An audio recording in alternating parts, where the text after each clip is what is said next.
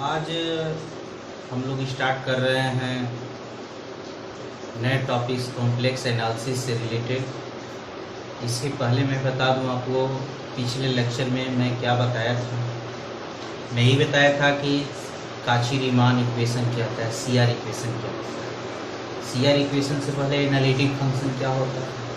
मैंने यही बताया कि जब कोई भी फंक्शन दिए गए पॉइंट पर ही डिफरेंशिएट न हो, अपने पास के पॉइंटों पर भी डिफरेंशिएट हो, तो उसे कहते हैं ना।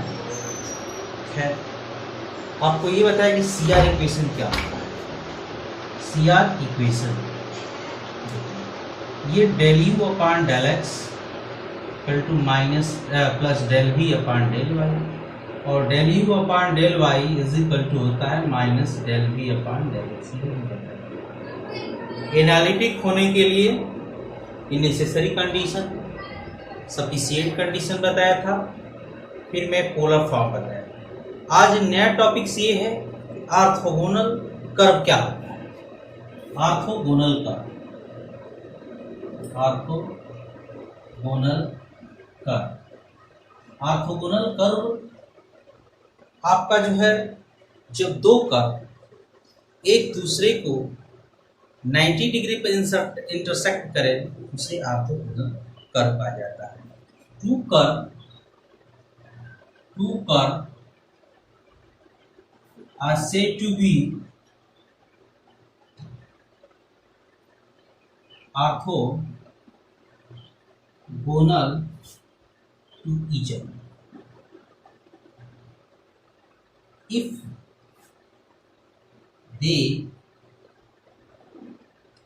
they are intersect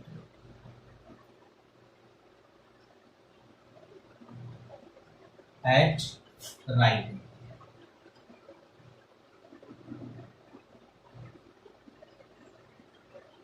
angle. They are intersect at a right angle at each of their point, या at a point, ऐसे लिख लीजिए, या their point भी कर सकते हैं।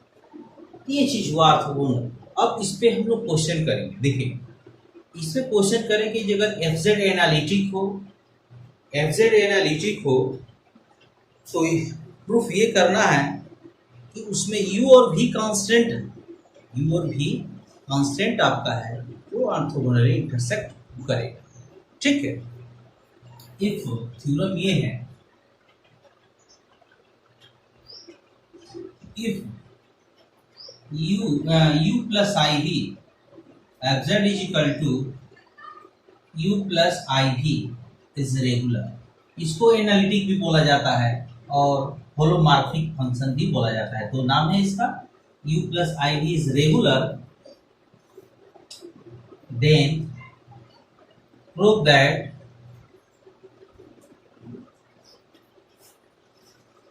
u is equal to constant, v is equal to constant, intersect at orthogonal. ये जो है इंटरसेक्ट करेंगे, ऑर्थोगोनली इंटरसेक्ट करेंगे। ठीक है, या इसको ऐसे भी दे सकता है, form an orthogonal, sorry form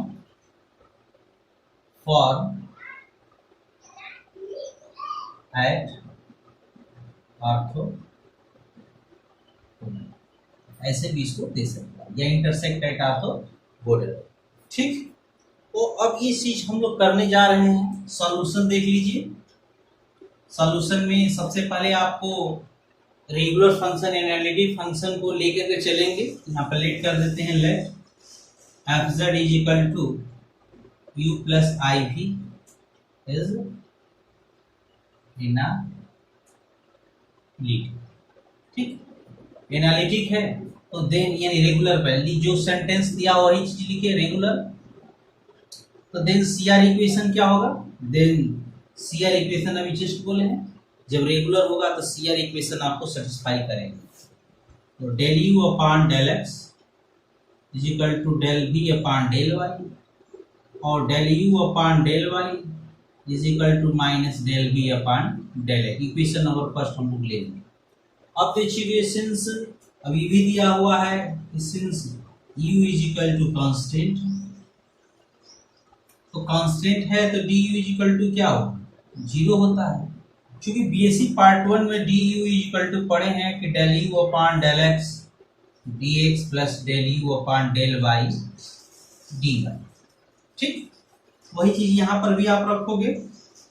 देखो del u upon del x dx plus del u upon del y dy is equal to 0।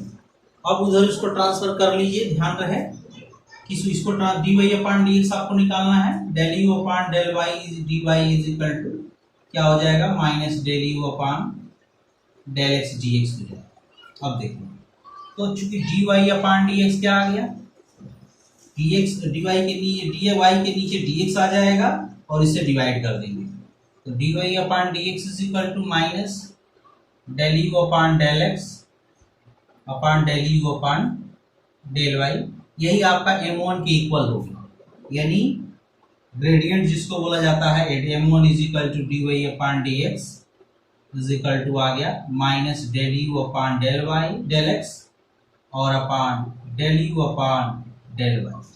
ठीक है, इक्वेशन नंबर ये सेकंड। ठीक, अब जो है अब लेंगे कि v is constant, v constant ले लेते हैं तब क्या होगा, देखिए यहाँ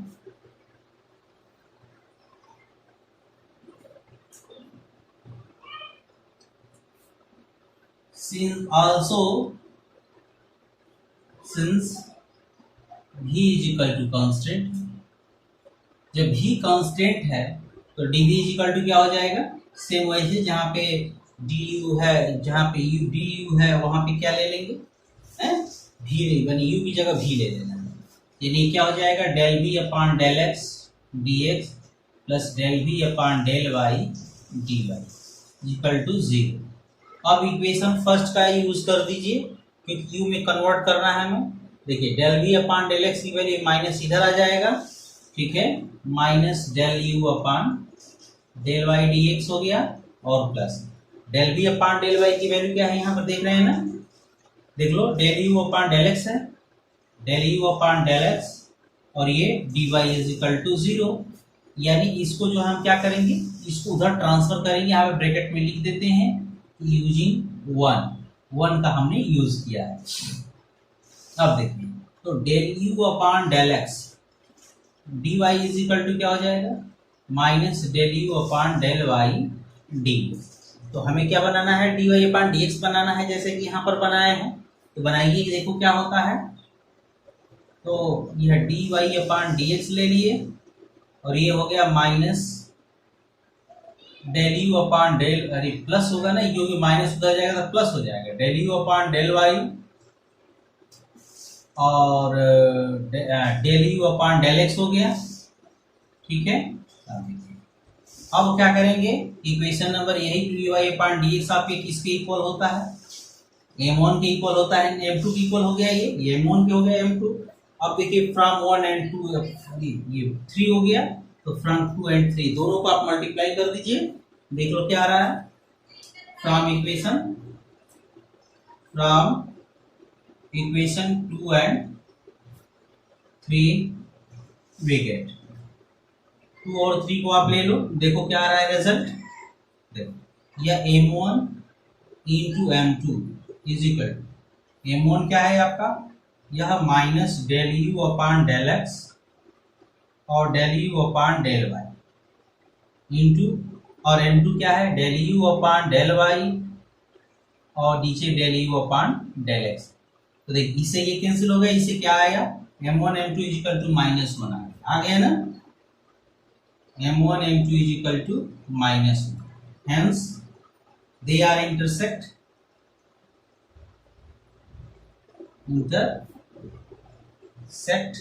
एट ऑर्थोगोनल। ये चूंकि ऑर्थोगोनल यानी 90 डिग्री का होता है, ये हाई स्कूल में पढ़े होंगे। जब दो लाइन अगर 90 डिग्री पर हो तो m1 m2 is equal to -1 होता है, पढ़े होंगे। ये tan theta is equal to पढ़े होंगे M1 डिफरेंस M2 अपान 1 प्लस M1 M2, इसी से निकालते हैं। जब 90 डिग्री थीटा का मान होता है तो M1 M2 इक्वल टू -1 हो जाता है। तो ये चीज हो जाता है। अब आपको बताने जा रहे हैं हार्मोनिक फंक्शन क्या होता है। तो हार्मोनिक फंक्शन के बारे में बताएंगे कि हार्मोनिक फंक्शन रियली होता क्या है। हार्मोनिक फंक्शन से पहले लाप्लास इक्वेशन जान लीजिए कि लाप्लास इक्वेशन क्या होता है। ठीक है, लाप्लास इक्वेशन, लाप्लास इक्वेशन इधर लिख देते हैं। लाप्लास इक्वेशन, लाप्लास इक्वेशन यदि मान लीजिए कि u be function of x and y, function of x and y, ये फिजिक्स में भी पढ़े होंगे। Then the differential equation, the equation ऐसे भी लिख सकते हैं, del square u upon del x square plus del square u upon del y equal to zero is called Laplace equation. इसी को लाप्लास इक्वेशन भी, लाप्लास इक्वेशन भी बोला जाता है। ठीक है, अब देखिए, अब जो है हम बताएंगे कि हार्मोनिक फंक्शन क्या होता है। ठीक, तो हार्मोनिक फंक्शन में यही बताएंगे कि जब कोई भी फंक्शन लाप्लास इक्वेशन को सेटिस्फाई करता है उसे हार्मोनिक फंक्शन बोला जाता है। ठीक है, तो और इस पे क्वेश्चन भी आता है।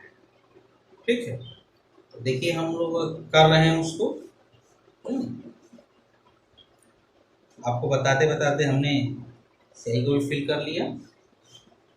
देखो, तो हार्मोनिक फंक्शन के बारे में बता रहे हैं कि हार्मोनिक फंक्शन क्या होता है। Harmonic function, any function satisfy Laplace equation is called harmonic function. जब कोई फंक्शन लाप्लास इक्वेशन को सेटिस्फाई करता है तो harmonic function. Any function which satisfies Laplace equation is called harmonic function. तो उसे हार्मोनिक फंक्शन कहते हैं। अब जैसे कि यू जिसमें हार्मोनिक फंक्शन, ठीक, तो यही चीज होता है।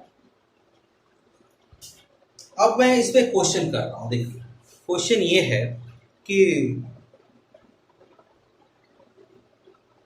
Prove that Cauchy Riemann equation is harmonic function for both real and imaginary part. Proof ये करना है कि काची-रीमान इक्वेशन जो है हार्मोनिक फंक्शन होता है रियल और हार्मोनिक दोनों के। ठीक, देखिए ये क्वेश्चन देगा, क्वेश्चन इधर लिख देते हैं।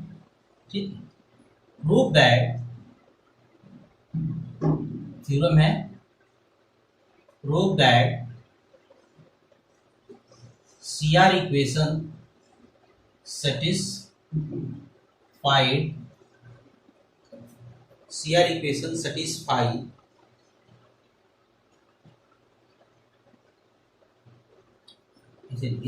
equation is an harmonic function, is an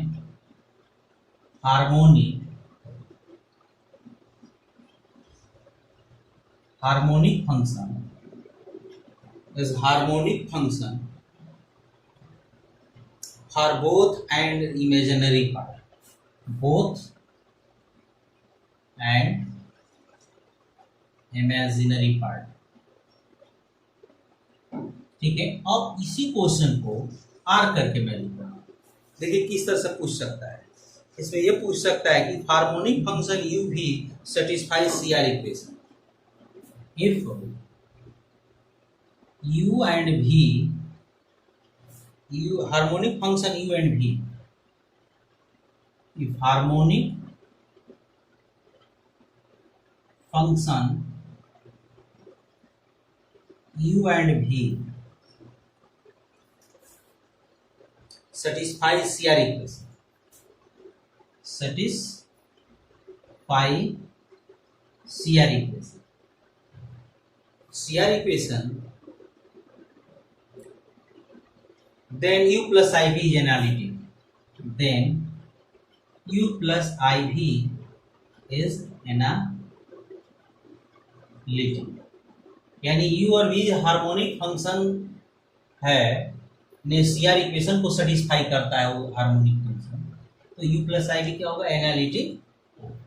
ठीक, अब एक चीज और देख लीजिए, इसी क्वेश्चन को ऐसे दे सकता है कि harmonic function u satisfy CR equation, then u plus i v is analytic है, इसको इस तरह से भी दे सकता है।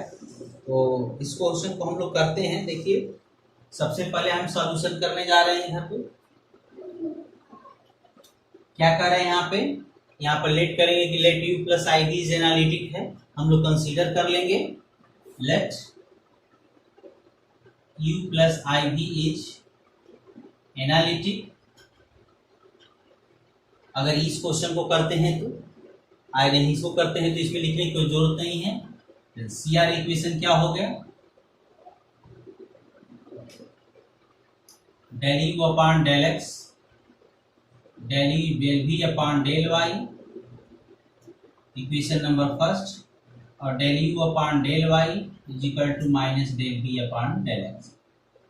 यानी इसको x के और इसको y के रिस्पेक्ट में पार्शियली डिफरेंशिएट करके और जोड़ देंगे तो आपको ये del square u upon del x square आएगा और plus del square u upon del y square आ जाएगा। ठीक है, इक्वल टू 0 हो जाएगा। देखिए इसको करना है,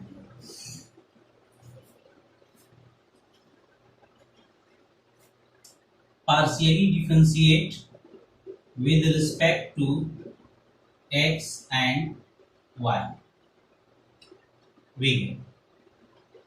या ऐसे भी लिख सकते हैं फ्रॉम इक्वेशन हो। तो देखिए del square u upon del x square हो गया, तो del upon del x del b upon del y. अच्छा, इसको ऐसे लिख लीजिए, del upon del x x के रिस्पेक्ट में कर रहे हैं, क्या आ जाएगा ये, del square u upon del x square is equal to del square b upon del x del y. Equation number 3 हो गया। अब देखिए एंड इसको भी अगले वाले को देखिए, y के रिस्पेक्ट में कर रहा है कि डेल अपॉन डेल y हो, del u upon del y is equal to del upon del y minus del v upon del x। ये क्या आ गया, देख लीजिए, ये आपका आ गया del square u upon del y square minus del square v upon del y del x। अब क्या करना है इसको, ये चूंकि बेसिक पार्ट 1 में आप पढ़े होंगे, डेल स्क्वायर एक b upon del x del y जो है ये इक्वल होता है del square b upon del y del, यानी y के रिस्पेक्ट में करिए तब x के रिस्पेक्ट में करिए, अच्छा x के रिस्पेक्ट में पार्शियली डिफरेंशिएट कीजिए चाहे y के लिए, और उसके बाद y के रिस्पेक्ट में। ये क्या आ गया, ये del square u upon del y square is equal to minus del square b upon del x del y. Equation नंबर 4 हो गया, और 3 और 4 को आप ऐड कर, adding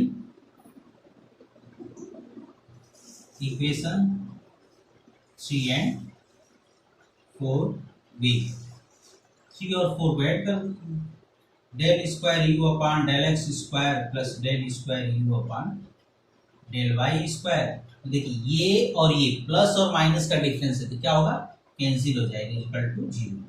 Hence u is harmonic function. Hence u is harmonic function. ठीक है, हार्मोनिक फंक्शन हो गया। अब आपको क्या करना है, इसी तरह से v वाले पार्ट को लेना है, again from 1 and 2, again from 1 and 2 ले लेंगे। यहां से हम लिख रहे हैं कि अगेन फ्रॉम इक्वेशन 1 एंड 2,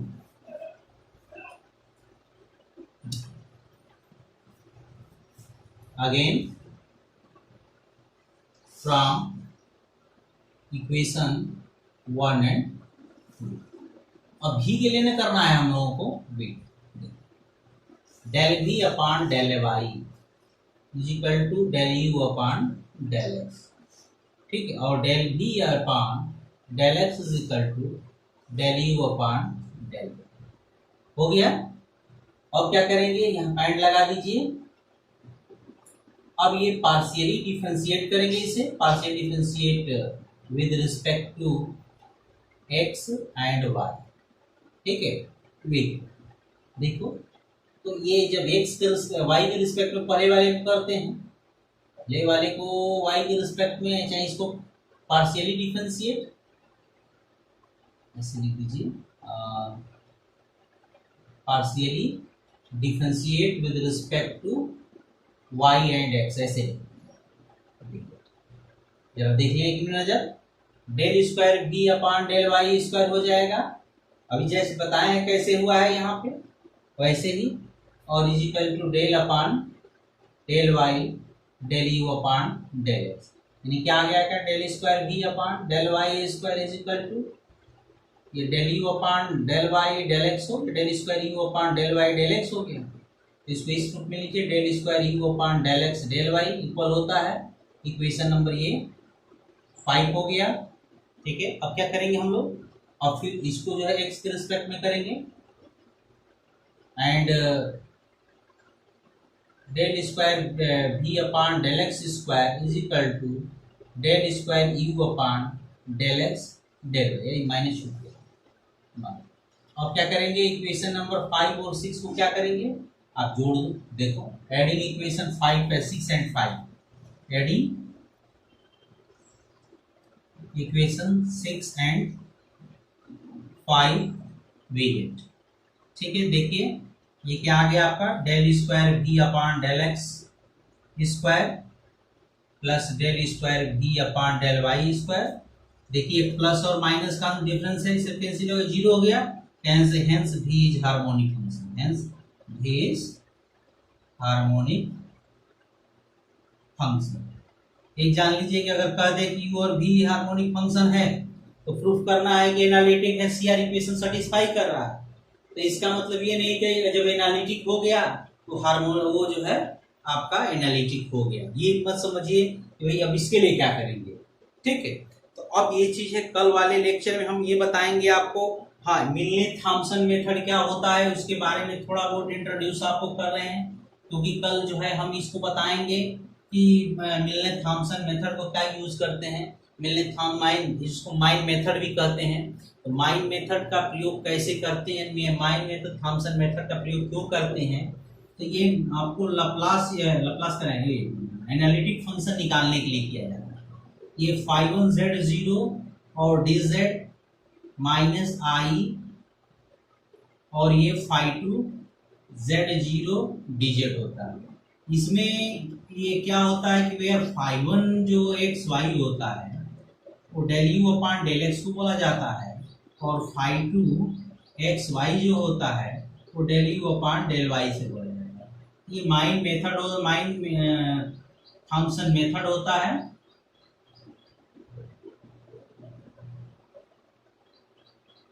और नेक्स्ट लेक्चर में हम आपको ये बताएंगे कि कैसे कौन सा फार्मूला यूज करते हैं, एक हार्मोनिक कंजुगेट भी होता है कि हार्मोनिक कंजुगेट कैसे निकाला जाता है, ये चीज मैं आपको बता दूं कि हार्मोनिक, अभी लास्ट टॉपिक बता ही देते हैं, हार्मोनिक कंजुगेट क्या होता है, हार्मोनिक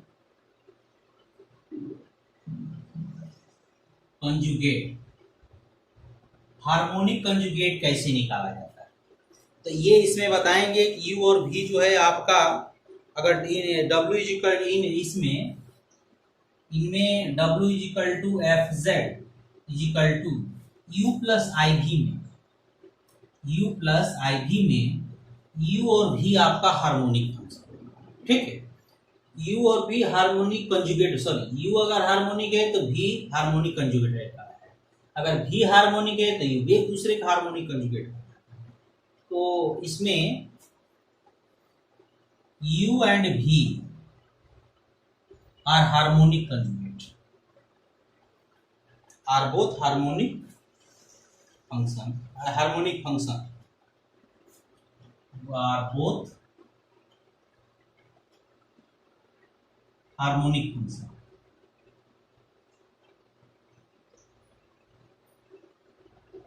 ये दोनों जो है हार्मोनिक, तब such as function, such then such function u and v are said to be harmonic conjugate, harmonic conjugate. लेकिन शर्त यह है कि if u plus i v is analytic, u plus i v is analytic, ठीक है। देखिए if n plus i v is analytic, ये चीज एनालिटिक, ठीक है। अब हम आपको इसका फ्लो चार्ट आपको बनाएंगे कि कैसे क्या होता है, डायग्राम बताएंगे कौन सा फार्मूला जो है होता है। तो आप इस वीडियो को देखिए और फिर नहीं फिर समझ में आए तो आप इसको फिर देखिए, और जो लोग नए ज्वाइन किए हैं उसको पीछे से भी आप देखते रहिए। जब तक जो है अगर कोई दिक्कत हो फिर कमेंट लिखिए, और नेक्स्ट क्वेश्चन के लिए आप लाइव क्लास ज्वाइन कीजिए, ठीक है। ओके।